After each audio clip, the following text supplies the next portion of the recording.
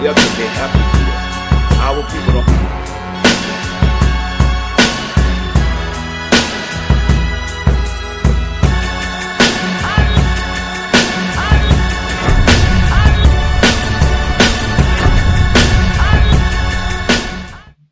It's trying to just argue over minutia.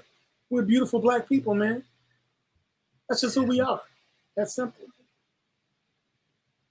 Indeed. I got one more question for you, brother. It came to my head, and we definitely appreciate your time as always. Sure. And got to do this shit more, man. We miss you. These years lapse. Got to stop, brother. We got to get you on more. I know, right? Busy, but we definitely appreciate you. But I don't know if you saw the case between Jay Morrison and Tony the Closer.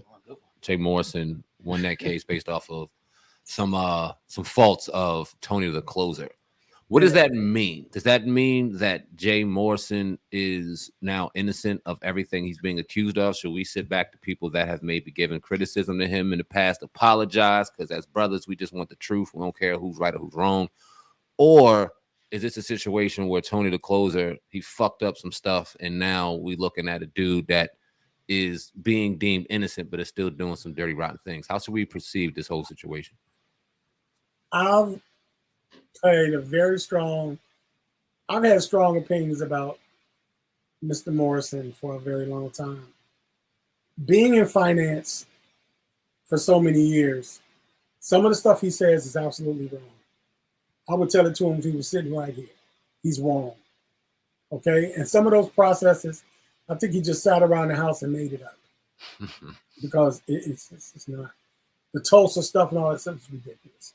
Mm-hmm. However, when you take something like that to litigation, it's the way you present your case. Yep. It doesn't necessarily mean that Mr. Morrison is vindicated. Right. It means that the evidence was not presented properly in a judicial fashion, and the judge interpreted it as such. That doesn't mean that Mr. Morrison is vindicated at all. At all. It's just that the closer probably didn't have the adequate representation to present the facts. Which is crazy. You know what I mean? It is. Yeah. And I think he admitted that the fact that, you know, he really didn't, which is crazy too.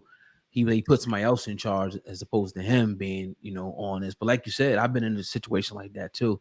Is what you can bring and how you can present it to the judge and how the judge interprets that at the end of the day. You know what I mean? But if you got the truth on your side. So, I mean, that's because weird. Anybody in the field, real estate, finance, investments, will tell you that some of the things Mr. Morrison did are ludicrous. It's like listening to certain individuals that say they have a school and they need donations for the school. I'm not going to say any names. If you understand philanthropy and education, you wouldn't need a dime to open up a school. You could start online. The school could have started online. Yeah. I mean, come on, man. I mean, it's just certain areas.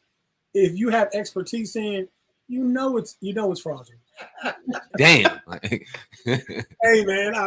I mean, I'll just put it. Let's just say Mr. Morrison is lucky he got Boyce at his corner.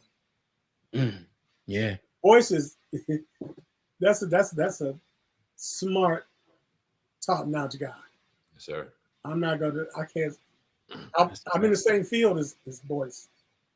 He's on point. Very much so. I need to hear. Yeah, much respect. We keep doing what we do here at the Hip Hop Uncensored Podcast. Yeah. Definitely appreciate you. For sure. The brother Khonsu on the podcast this afternoon. Before we get up out of here, man, again, give the people your social media handles where they can find you, where they can grab any of the great services that you provide. Brother, the floor is yours.